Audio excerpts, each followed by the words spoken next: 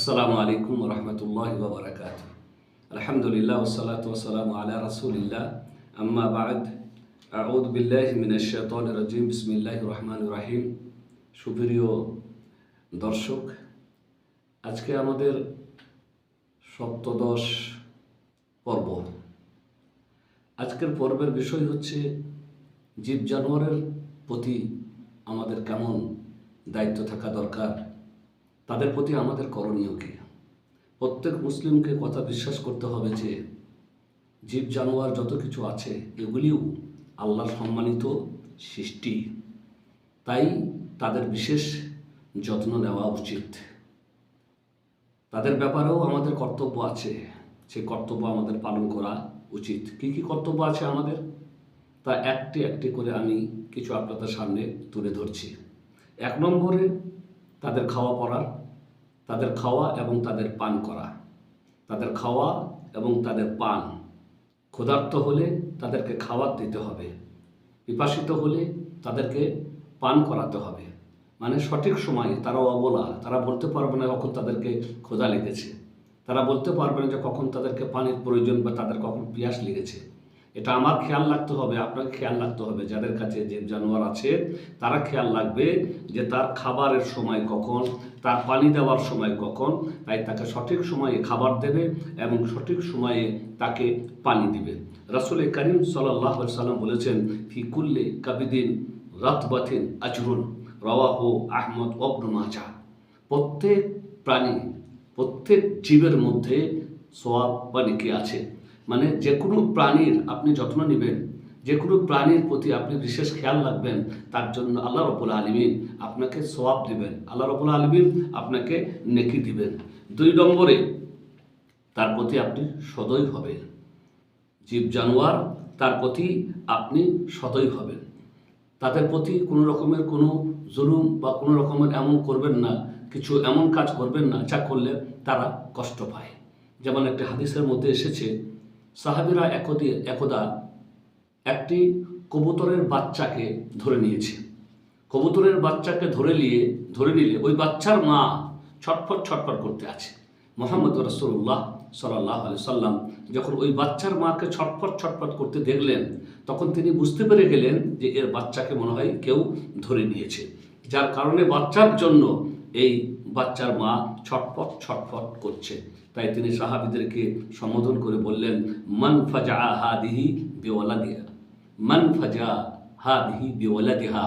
এর বাচ্চাকে ধরে নিয়ে তোমরা কে একে বিচলিত করেছো, কে একে এই ধরনের সমস্যায় ফেলেছো, বাচ্চার জন্য ও ছটফট করতে আছে।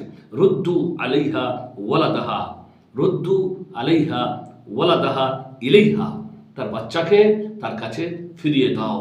এ হাদিসও বর্ণিত হয়েছে রাসূল করিম, এ হাদিসও বর্ণিত হয়েছে আহমদ ও ইবনে মাজাহ এবং আবু দাউদ শরীফে। তো মোট কথা হচ্ছে যে একটি কবুতরের বাচ্চাকে ধরে নেওয়ার কারণে তার মা ছটফট করছিল।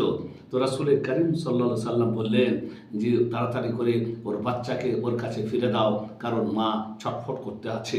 এ থেকে বোঝা যায় যে তাদের প্রতিও আমাদেরকে সদয় হতে হবে, তাতে তারা যেন কোনো কিছুতে কষ্ট না পায় সেদিকেও আমাদের খেয়াল রাখতে হবে। 3 নম্বরে, যে পশু জবাই করে খাওয়া আমাদের জন্য হালাল, তার জবাই করতে হবে ভালোভাবে। মানে জবাই করতে গিয়ে তাকে আরাম দিতে হবে, তার সে যেন কোনো কষ্ট না পায়। জবাই করার সময় এমনভাবে জবাই করতে হবে যাতে করে তার প্রাণটা সহজ বেরিয়ে যায় এবং সে যেন ওই প্রাণী, যেন ছাগল হোক, গরু হোক, উট হোক, যেই হোক, যাদেরকেই জবাই করে খাওয়ার নির্দেশ দেওয়া হয়েছে, সেই জবাইগুলি আমাদেরকে সুন্দরভাবে করতে হবে। এই জবাইয়ে যেন তারা কষ্ট না পায়, আরামদায়ক যেন হয়। তাই রাসূল করিম সাল্লাল্লাহু আলাইহি ওয়াসাল্লাম বলেছেন, মুসলিম শরীফের হাদিস, ইন্নাল্লাহা কাতাবাল ইহসানা আলা কুল্লি শাই। আল্লাহ রাব্বুল আলামিন প্রতিটি জিনিসের প্রতি অনুগ্রহ করা এটি আল্লাহ লিপিবদ্ধ করে দিয়েছেন, লিখে দিয়েছেন। প্রতিটি মানুষের সাথে হোক, জীব জানোয়ারের সাথে হোক এবং অন্য যে কোনো জিনিসের সাথে হোক না কেন, প্রত্যেকের সাথে অনুগ্রহ করা, দয়া প্রদর্শন করা আল্লাহ রাব্বুল আলামিন এটা লিপিবদ্ধ করে দিয়েছেন। ফাইদা কাতালতুম ফা আহসিনুল কিতলা। তাই যখন তোমরা জবাই করবে, যখন তোমরা কতল করবে, হত্যা করবে, তখন যেন সুন্দর করে তাদেরকে কতল বা হত্যা করা হয়। ওয়া ইদা দাবাহতুম ফাআহসানুদ দাবহা, আর যখন জবাই করবে তখন সুন্দর করে আরাম দিয়ে তাদেরকে জবাই করবে, তাদের জন্য কোনো কষ্ট না হয়। ওয়ালি ইউহিজ্জা শুফরাতাহু ওয়ালি ইউরিহ যাবিহাতাহু, তাই আরাম কখন সে পাবে? আরাম পাবে তখন যখন জবাই করার আগে ছুরিটাকে ধার করে নেওয়া যাবে। নবী বললেন তাদেরকে জবাই করে সুন্দর করে, তার মানে হলো ছুরিটাকে ভালো করে ধার করে নাও এবং জবাই করার সময় তাকে আরাম দাও, সে যেন কষ্ট না পায়। তাহলে বুঝতে পারা গেল যে তাদের প্রতি সদয় এবং এমনভাবে তাদেরকে জবাই করতে হবে যে জবাই যেন তারা কষ্ট না পায়। কারণ যে জিনিসটা দিয়ে আমি জবাই করছি সেটা যদি ধার না থাকে তাহলে বারবার করে ঘষতে হবে, আর যত বারবার করে ঘষবেন তত সে কষ্ট পাবে। তাই বললেন নবী মোহাম্মদ রাসূলুল্লাহ সাল্লাল্লাহু আলাইহি সাল্লাম যে তোমরা জবাই করার পূর্বে ছুরিটাকে ধার করিয়ে নাও, যাতে করে তাড়াতাড়ি করে জবাই হয়ে যায় আর তার কষ্ট না হয়। অনুরূপভাবে 4 নম্বরে, কোনো রকমের কষ্ট তাদেরকে দেওয়া যাবে না। জীব জানোয়ার যারা আছে তাদেরকে কোনো রকমভাবে কোনো কষ্ট দেওয়া যাবে না। কোনো রকম কষ্ট দেওয়া যাবে না মানে ক্ষুধার্ত রেখে কষ্ট দেওয়া যাবে না, অযথা মারপিট করে কষ্ট দেওয়া যাবে না, তার শক্তির বাইরে তার উপরে বোঝা চাপিয়ে দিয়ে তাকে কষ্ট দেওয়া যাবে না। অনুরূপভাবে কোনো প্রাণীকে আগুনে পুড়িয়ে মেরে তাকে হত্যা করা হবে না। তাদেরকে কোনো প্রাণীকে আগুনের শাস্তিও দেওয়া যাবে না।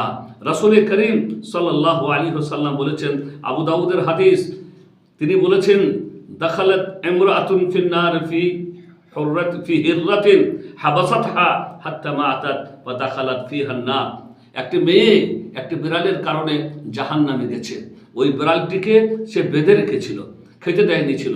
ওই বেঁধে রাখা অবস্থায় এই বিড়ালটিকে সে খেতে দেয়নি এবং ছেড়েও দেয়নি। যদি তাকে ছেড়ে দিত তাহলে সে আল্লাহর জমিনে চড়ে যেখান থেকে হোক সে তার খাবার ব্যবস্থা করে সে খেত। তাকে ছেড়েও দেয়নি এবং তাকে বেঁধে রেখেছিল, আর বেঁধে রাখার সময় তাকে খাবার দেয়নি, যার কারণে ওই মহিলাটাকে ওই বিড়ালের কারণে জাহান্নামে যেতে হয়েছে। এ হাদিস বর্ণিত হয়েছে বুখারী শরীফে। অনুরূপভাবে রাসূল করিম সাল্লাল্লাহু আলাইহি ওয়াসাল্লাম এক জায়গা দিয়ে যাচ্ছিলেন, একটা পিঁপড়ের ঢিপি ছিল, দেখলো সেই পিঁপড়ের ঢিপিটাতে কে আগুন লাগিয়ে পুড়িয়ে দিয়েছে। তখন রাসূল করিম সাল্লাল্লাহু আলাইহি ওয়াসাল্লাম বললেন, ইন্নাহু লা ইয়ানবাগি আন ইউআযযাবা বিন-নারি ইল্লা রাব্বুন নার, রাওয়াহু আবু দাউদের হাদিস। যে আগুনের শাস্তি আগুনের রব ছাড়া কেউ দিতে পারে না। পিঁপড়ের ঢিপিটাকে কেউ পুড়িয়ে দিয়েছিল, তা দেখে আল্লাহর নবী বললেন সাল্লাল্লাহু আলাইহি ওয়াসাল্লাম যে আগুনের শাস্তি আগুনের রব ছাড়া কেউ দিতে পারে না। তো মোট কথা হচ্ছে জীব জানোয়ারদেরকে ক্ষুধার্ত রেখে কষ্ট দেওয়া যাবে না, শক্তির বাইরে বোঝা চাপিয়েও তাদেরকে যেন কষ্ট না দেওয়া হয় এবং অযথা মারপিট করেও যেন তাদেরকে কষ্ট না দেওয়া হয় এবং কোনো প্রাণীকে আগুনে পুড়িয়ে যেন কষ্ট না দেওয়া হয়, কারণ আগুনের রব ছাড়া আগুনের শাস্তি দেওয়ার অধিকার কারও নেই।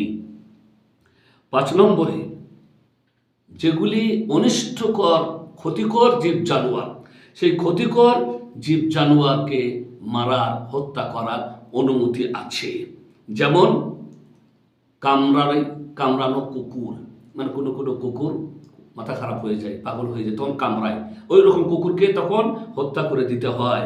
অনুরূপভাবে বাঘ, সিংহ, সাপ, বিছে, তারপর আপনার ইঁদুর ক্ষতি করে, এই সমস্ত জিনিসগুলোকে হত্যা করে দেওয়ার অনুমতি আছে। আবু দাউদ এ হত্যা করার অনুমতি আছে। রাসূল করিম সাল্লাল্লাহু আলাইহি ওয়াসাল্লাম মুসলিম শরীফের হাদিসের মধ্যে একথা আমাদেরকে জানিয়েছেন। তিনি বলেছেন, খামসুন ফাওয়াসিক তুকতালু ফিল হিল্লি ওয়াল হারাম। খামসুন ফাওয়াসিক ইয়াকতুলনা ফিল হিল্লি ওয়াল হারাম। 5টি দুষ্ট প্রকৃতির জীব, এরা দুষ্ট প্রকৃতির জীব। এই দুষ্ট প্রকৃতির জীবকে হালাল স্থানে এবং হারাম স্থানে, উভয় স্থানে হত্যা করা জায়েজ। হালাল স্থান আর হারাম স্থান মানে হচ্ছে, যেমন মক্কার কিছু এরিয়া আছে হারাম এরিয়া, সেখানে কোনো কিছুকে মারা যায় না, হত্যা করা যায় না। কিন্তু ওখানেও যদি এই জানোয়ারগুলিকে পাওয়া যায়, তাহলে এই জানোয়ারগুলিকে ওই হারাম স্থানেও হত্যা করা যায়। তাই আল্লাহ নবী বললেন 5টি দুষ্ট প্রকৃতির জীব যাদেরকে হালাল স্থানে এবং হারাম স্থানেও হত্যা করা জায়েজ। কি কি সেই জীবগুলি? আল্লাহ নবী বললেন 1 নম্বরে আল হাইয়া, সাপ, ওয়াল গোরাবুল আবকা, এবং ওই কাক, কালো কাক হয় যেটা ক্ষতিকর হয়, ওয়াল কালবুল আকর, এবং যে কুকুর কামড়াই, ওয়াল হুদাইয়া, এবং চিল যেগুলো সব মুরগি টুরগি ধরে ধরে খায়, এরা ক্ষতিকর, ওই জন্য এদেরকে হত্যা করা আমাদের জন্য জায়েজ, হাদিস দ্বারা প্রমাণিত। রাসূল করিম সাল্লাল্লাহু আলাইহি সাল্লাম বলেছেন। অনুরূপভাবে কোনো বিশেষ কারণে কোনো প্রাণীর চিহ্ন দেওয়া, কান ফুটো করা আর কিছু করা, এগুলি জায়েজ। বিশেষ কারণে চিহ্নিত করার জন্য, বিশেষ কারণে চিহ্নিত করা, এগুলি জায়েজ। যেমন উট আছে, গরু আছে, ছাগল আছে ইত্যাদি, এগুলিকে বিশেষ কারণে যদি কোনো কানটা ফুটো করে দেওয়া যায় বা আর কিছু করা যায়, এগুলো অসম বলা হয়, তো এটা করা যায়। কিন্তু এগুলি ছাড়া অন্য কোনো জানোয়ারকে এরকম চিহ্নিত করা জায়েজ নয়। কারণ রাসূল করিম সাল্লাল্লাহু আলাইহি সাল্লাম একটি গাধাকে দেখলেন যে তাকে চিহ্নিত করেছিল। আল্লাহ নবী ওই গাধাটিকে যখন দেখলেন যে ওর মুখের মধ্যে চিহ্নিত করেছিল, তখন আল্লাহ নবী বললেন লাআনাল্লাহু মান ওয়াসামা হাদা ফি ওয়াজহিহি। মুসলিম শরীফের হাদিস, যে ব্যক্তি এই গাধার মুখে চিহ্নিত করেছে, ছাঁকা দিয়েছে কিংবা কোনো কিছু পুড়িয়ে ফুটো করেছে, এর প্রতি আল্লাহর লানত। 7 নম্বরে যত রকমের জীব জানোয়ার আছে, গরু আছে, ছাগল আছে, মোষ আছে, উট আছে, এগুলিতে অধিকার আছে আল্লাহর অধিকার মানে যাকাত। আল্লাহর অধিকারকে ভুললে চলবে না। গরু, ছাগল, উট, ভেড়া যার কাছে থাকবে তার একটা নির্দিষ্ট পরিমাণ আছে, সেই নির্দিষ্ট পরিমাণে যদি এগুলি পৌঁছে যায়, নির্দিষ্ট সংখ্যা আছে, সেই নির্দিষ্ট সংখ্যায় যদি পৌঁছে যায়, তখন এগুলির যাকাত আদায় করতে হবে। ওয়া সাল্লাল্লাহু আলা নবিয়িনা মুহাম্মদ ওয়া আলা আলিহি ওয়া সাহবিহি আজমাইন।